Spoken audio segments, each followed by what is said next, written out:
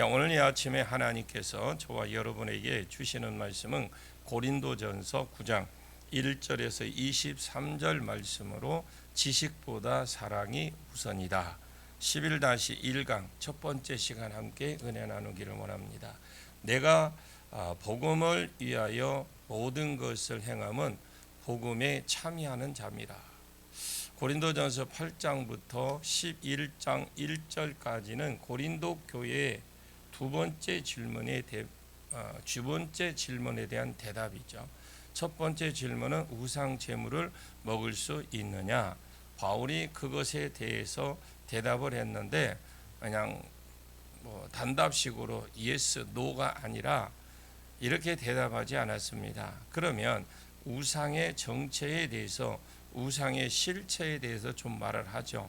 우상은 신이 아니다. 우상은 나무를 만들었고 그냥 나무고 돌은 돌멩이 뿐이다. 돌로 만들었으면 돌뿐이다.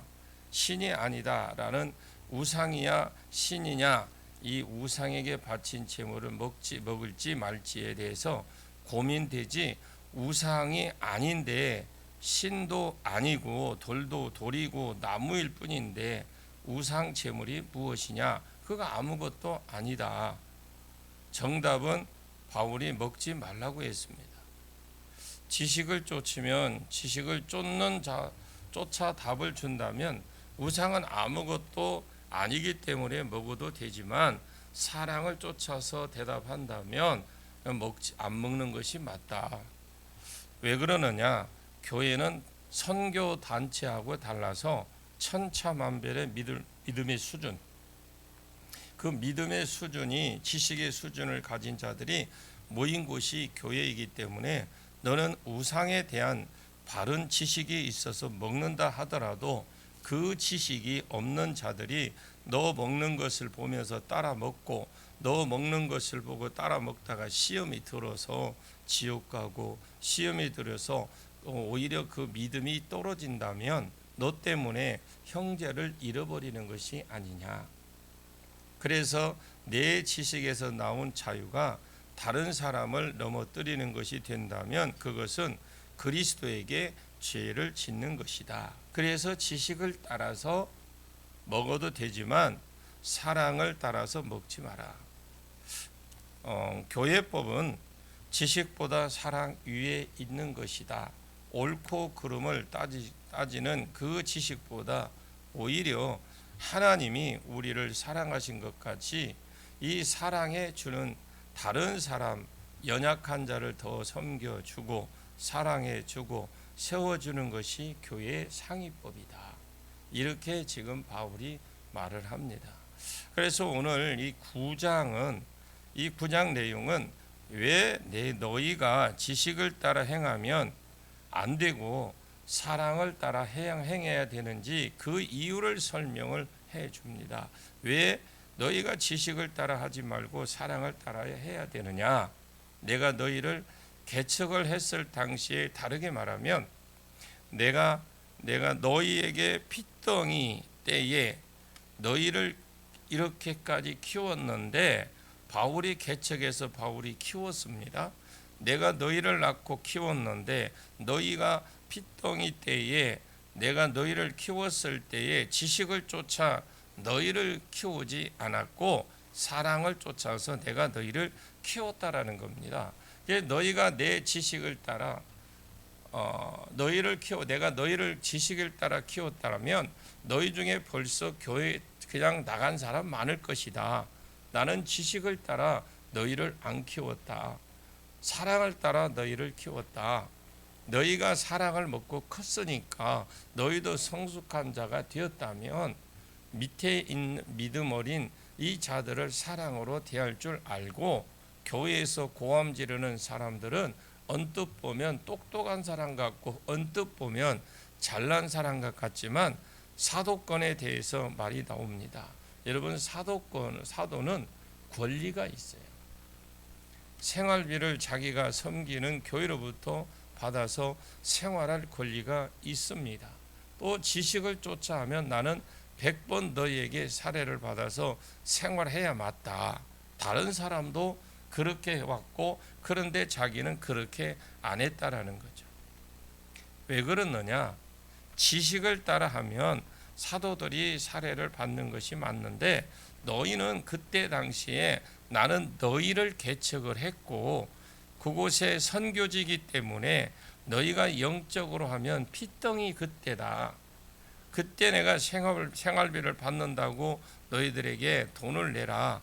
이렇게 하면 너희가 이것 때문에 부담스러워서 빚덩이가 떨어질까봐, 그러니까 그것 때문에 부담스러워서 교회를 떠날까봐 나는 지식에 따라 사례를 받아서 100번을 받아도 마땅하지만 그것을 포기하고 너희를 위해서, 너희의 사랑을 위해서 일하면서 너희를 세웠다라는 거죠.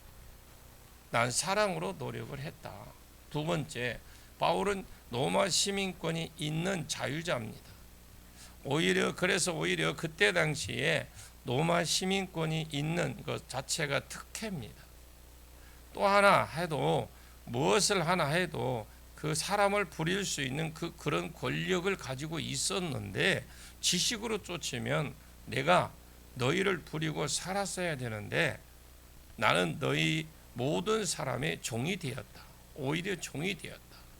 고린도 지역이니까 유대인도 있을 것이고 교회니까 믿음이 약한 자도 있고 믿음이 성숙하고 강한 자가 있을 것입니다. 유대인들도 섬기는 종이 되었고 이방인도 섬기는 종이 되었고 약한 자도 나는 섬기는 종으로 살았다. 지식으로 쫓아 살았으면 내가 너희를 부리고 살았어야 된다. 그러나 나는 사랑을 쫓아 너희를 섬겼다. 너희는 이 부분으로 이 사랑을 잘한 핏덩어리들이다 라는 것을 지금, 그렇지만은 너희가 지금 성숙해졌다. 그리고 성숙해졌다면 이 사랑이 있었기 때문에 너희가 성숙해졌다. 고린도전서 11장 1절에 이런 말씀이 있습니다. 내가 그리스도를 본받는 자가 된 것 같이 너희는 나를 본받는 자가 되라. 너희에게 이렇게 한 것처럼 너희도 나를 본받아서 사랑으로 해라. 그렇게 해라. 너희가 사랑으로 먹고 컸다면 당연히 연약한 사람들에게 사랑을 주고 성장을 시켜줘야지. 너희도 마땅히 사랑으로 섬겨야 되지. 사랑으로 섬기는 것은 또한 너희가 사랑으로 섬겼다면 이것은 너희의 상이기도 하나 또 상이기도 하다. 나도 너희를 사랑으로 섬긴 것은 내가 그리스도 앞에 갔을 때에 내 자랑거리기도 하고 그것이 내 상급이기도 하다. 너희도 만약에 지식을 따라 행하지 않고 더 믿음이 어린 자를 사랑으로 섬긴다면 그것이 너희가 그리스도 앞에 갔을 때 그것이 자랑이고 상급이 될 것이다. 이렇게 지금 말을 해주는 겁니다. 지식이 아니라 사랑을 쫓아 행하다가 주님 앞에 갔을 때에 할 말이 있고 주님 앞에 갔을 때에 받을 상이 있는 자들이 되시기를 축복합니다. 지식으로 쫓아서 옳고 그름을 딱딱 정리한 사람, 그리스도를 못 만난 사람입니다. 원래 원칙을 따지고 옳고 그러니 사랑이 없이 교회 안에서 그러면 예수님을 못 만난 사람, 그 사람은 상이 없는 사람이에요. 교회는 지식의 사회가 아닙니다. 교회는 사랑이 왕노릇하는 것이 교회입니다. 자, 오늘 본문 9장 1절을 같이 한번 보겠습니다. 1절입니다. 내가 자유인이 아니냐, 사도가 아니냐, 예수 우리 주를 보지 못하였으나 주 안에서 행한 나의 일이 너희가 아니냐. 여기에 보면 질문이 4개가 나오는 것 같지만은 사실은 큰 질문 2개밖에 없어요. 내가 자유인이 아니냐, 내가 사도가 아니냐. 그러면서 자유인을 가지고 19절부터 22절에 설명하고 사도를 가지고는 바로 그 뒤에서부터 쭉 설명해 나갑니다. 내가 자유인이 아니냐. 바울은 로마 시민권자니까 당연히 자유자입니다. 그때 당시에 로마가 세계를 장악했으니까 그 밑에 있는 속국 사람들을 부리기도 했을 것이고 자기 마음대로 했을 것이 아닙니까? 그래서 어떻게 보면 바울은 그때 당시에 로마 시민권자로서의 그 자격 하나가 어마어마한 권세 혜택이 있었을 겁니다. 그러나 그는 그 권세를 다 부리지 않고 살았어요.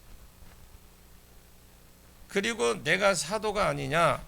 이 사도는 아포스톨로스라는 말인데 바울은 다메섹 도상에서 예수를 만났고 그리고 이방인의 사도로 세움을 받은 사람입니다. 네가 사도가 아니냐? 그 뒤에 나오는 질문은 사도라는 것에 대한 확정으로 하는 질문이기도 합니다. 그래서 네 가지 질문이 있는 것 같지만 두 가지다라고 이렇게 말씀하는 겁니다. 예수 우리 주를 보지 못하였느냐?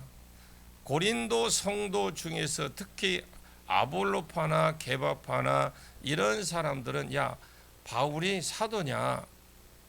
예수님이 동생이 할 동안에 바울은 교회 핍박을 하고 있었다. 예수님이 활동하고 있을 때에 바울이 핍박했다. 오히려 그것이 무슨 사도냐? 이것이 3절에 나를 비판하는 자들에게 변명하는 것이 이것이니 바울 사도가 또 바울이 사도라고 비판하는 자들이 현재 분사로 되어 있습니다. 계속해서 뭐요? 한 번으로 끝난 게 아니라 계속 비판을 했다라는 거죠. 바울이 사도냐? 예수님이 그 사람을 12사도로 세웠냐? 그 안에 못 들어가지 않았느냐? 안 들어갔는데 자기가 자기 머리에 손을 얹고 사도라고 하냐? 말도 안 되는 소리다. 이러면서 계속해서 끊임없이 현재 분사로 계속 비난을 했다라는 겁니다.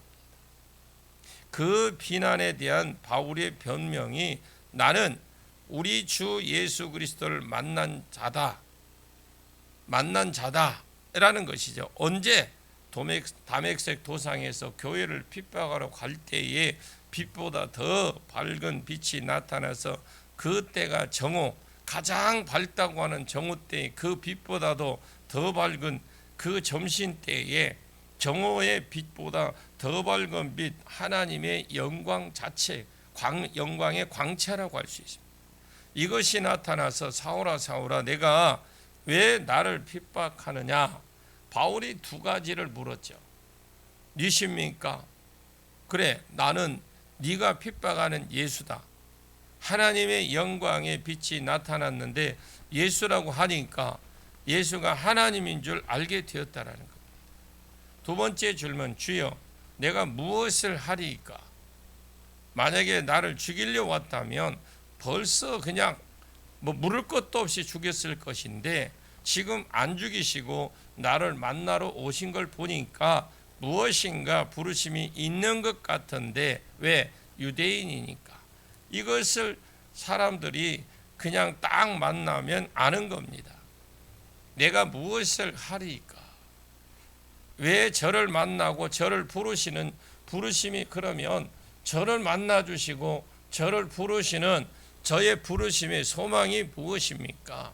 그러니까 일어나 다메섹으로 가라. 누군가 너에게 행할 일을 그 이룰 자가 있을 것이다라고 있어요. 사도행전 26장 10절 말씀에 전우로 보시면 일어나 다메섹으로 들어가라. 내가 해야 할 모든 것을 거기서 누가 이루리라. 그때 당시에 이것이 이해가 안 되었습니다.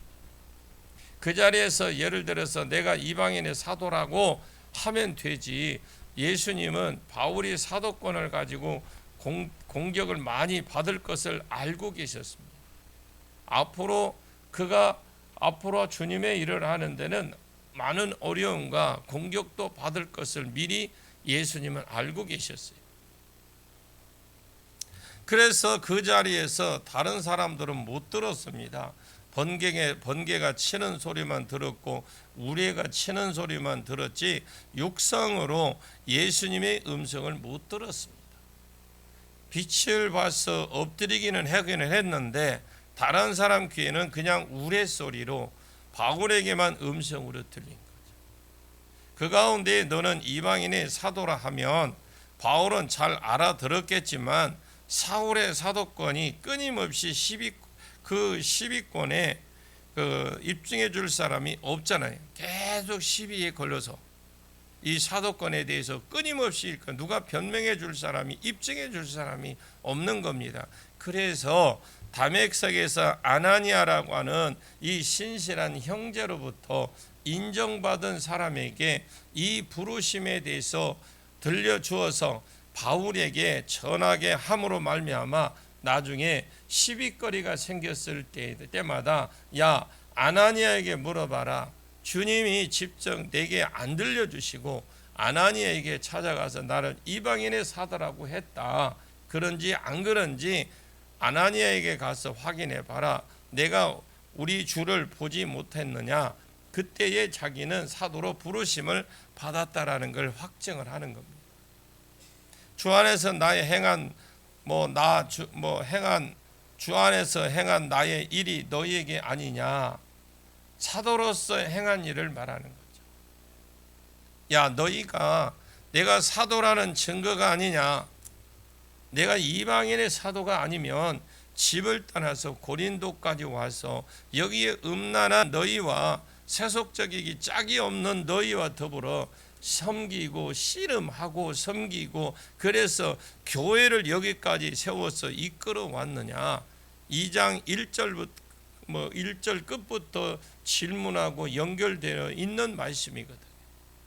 다른 사람에게는 내가 사도가 아니라고 할지라도 사도가 아니라는 말이 아닙니다. 다른 사람은 다 부인하고 사도가 아니라고 말한다고 할지라도 너희에게는 내가 사도다. 왜?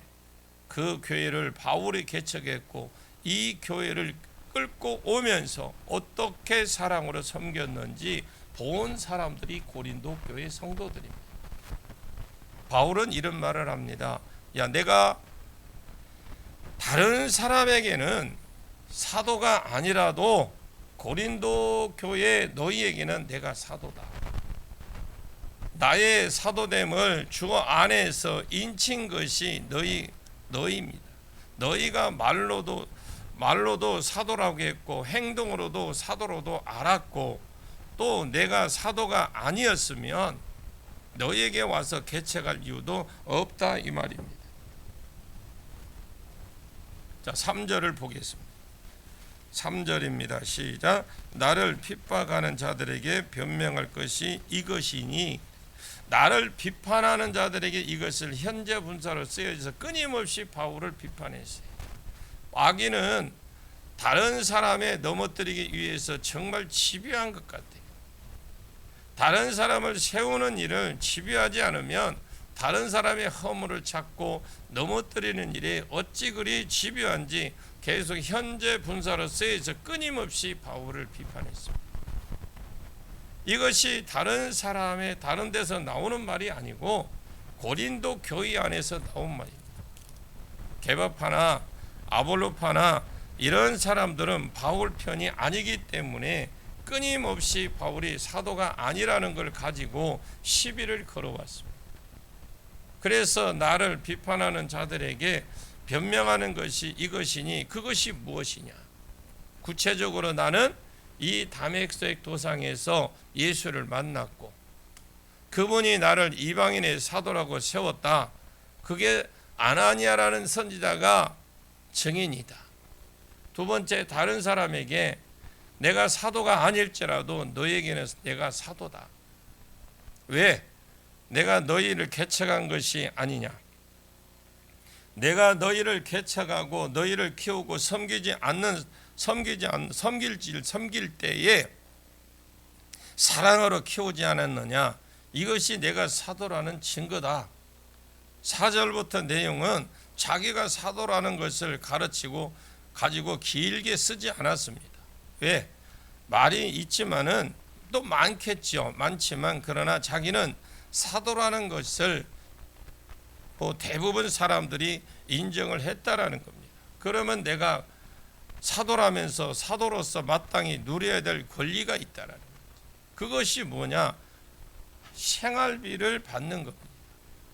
생활비를 받는 부분 가지고 이제 4절부터 21절까지 쭉 지금 말을 하는 거죠. 지식적으로 보면 내가 생활비를 받는 것이 맞다. 자, 4절 보겠습니다. 4절입니다. 시작. 우리가 먹고 마실 권리가 없겠느냐? 지금 우리가 먹고 마실 권리가 없겠느냐? 이 말은 그냥 먹고 마실 권리가 있다는 그 말을 하는 그 정도 수준이 아닙니다. 너희들이 주는 사례를 가지고 내가 먹고 마실 권위가 없느냐? 이 말이거든요. 사울이 사도였다면 당연히 없겠느냐 했으니까 이것은 있다라는 겁니다. 나는 사도로서 너희가 주는 사례를 가지고 먹고 마실 권리가 있습니다. 왜? 마태복음 10장에 주님이 제자들을 내보내면서 둘씩 파송해서 6팀으로 내보내면서 여분의 돈이죠. 여윳돈을 들고 가지 마라. 그리고 옷도 2벌 들고 가지 마라. 그리고 신발도 두 컬레씩 가지고 가지 마라. 그냥 네가 입고 있는 거, 네가 지금 신고 있는 거, 돈 없으면 그냥 나가고 돈 있거든 그냥 있는 거 들고 가라. 그리고 그 어느 지역에 어느 마을에 가든지 그 딱 그 한 집에 들어가서 거기서 주는 것을 먹고 거기서 먹고 주는 것을 마셔라. 일꾼이 제 삭을 받는 것이 마땅하다. 누가복음 10장 6절 7절 말씀에 그렇게 또 되어 있습니다. 일꾼이 그 삭을 받는 것이 마땅하니라. 복음을 위해서 일하는 자는 그 복음을 또 복음 받는 자에게 그 자기가 전한 자가 있을 것이잖아요. 복음 전하러 갔으니까 그 사람에게 생활비를 공급받는 것이 마땅하다라는 거죠. 내가 먹고 마실 권리가 없겠느냐? 이 말은 그냥 먹을 권리를 또 마실 권리를 말하는 것이에요. 먹을 권리, 마실 권리를 말하는 게 아니라 너희들이 내가 사도라면 너희들이 마땅히 생활비를 주어서 그것 가지고 먹고 마실 권리가 있다라는 겁니다. 한번 5절 보겠습니다. 우리가 다른 사도들과 주의 형제들과 게바와 같이 믿음에 자매된 아내를 데리고 다닐 권리가 없겠느냐? 여기에 소속된 사도 속하는 세 무리가 나오는데 첫째 무리는 다른 사도. 예를 들어서 베드로 저 따로 빼놨으니까 베드로 빼고 11사도 그리고 대부분 주의 형제들 누가 있습니까? 예수님의 형제들 누가 있어요? 유다, 요셉, 시몬 이런 사람들의 예수님의 형제예요. 야고보는 나중에 대표적으로 사도가 됩니다.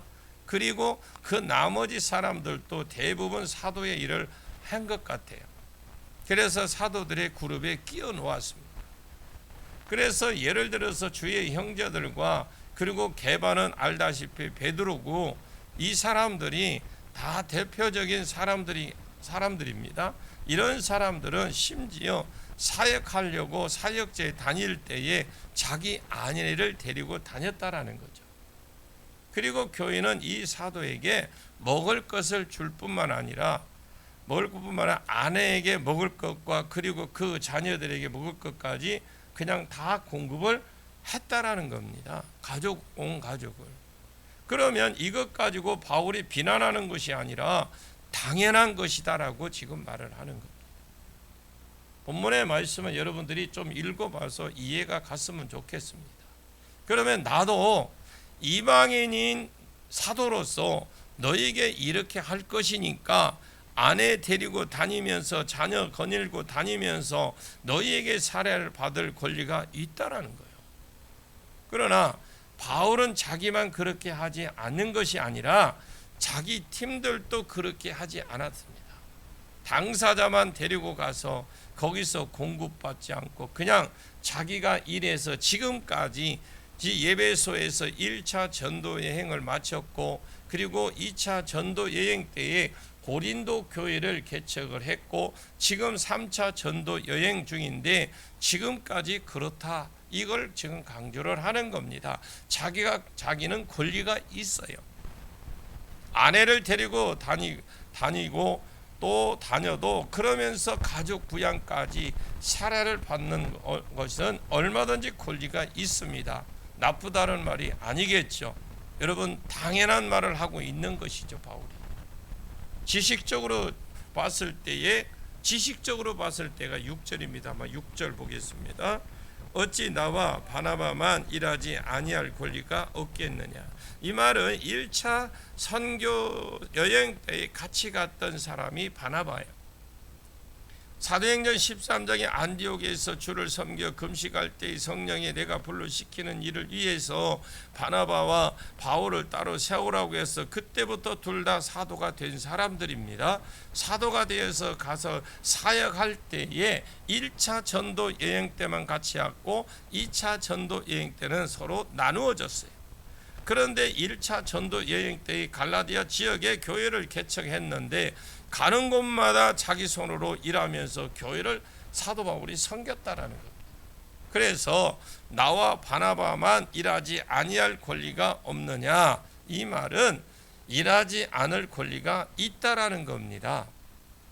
일 안 하고 갈라디아의 지역에 세운 교회가 주는 사례를 가지고 얼마든지 먹을 고 살 수 있었다라는 거죠. 그러나 그는 1차 전도 여행 때도 바나바와 함께 그렇게 하지 않고 자기가 일하면서 섬겼다라, 이 말씀입니다. 나머지 7절부터는 다음 시간에 하도록 하겠습니다. 기도하겠습니다. 하나님 아버지, 고린도 교회 성도들이 우상 제물을 못 먹게 했을 때 나는 자유가 있는데, 나는 지식이 있는데 왜 내가 못 먹느냐, 왜 내가 그렇게 해야 되느냐, 너희가 핏덩이 때에 내가 너희를 그렇게 키웠다. 지식으로 키웠으면 얼마든지 내가 사례를 받을 수 있었고 얼마든지 너희를 부리면서 살았을 것인데, 너희가 신앙이 어렵고 핏덩이라서 받을 것을 포기하고 참았고 부릴 것을 포기하고 종이 되어서 오히려 너희를 섬겼고 그 결과가 오늘날 너희와 나와 함께 복음의 동참자가 되었던 것이다. 내가 그리스도를 본받는 것 같이 너희도 나를 본받는 자가 되라. 하나님, 내 삶의 옳고 그름이 좌우명이 아니라 내 삶의 사랑이 좌우명이 되게 해 주옵소서. 이것이 주님 앞에 갔을 때에 우리의 자랑거리가 되게 하시고 우리의 상이 되게 해 주시옵소서. 예수님의 이름으로 간절히 기도하옵나이다. 아멘.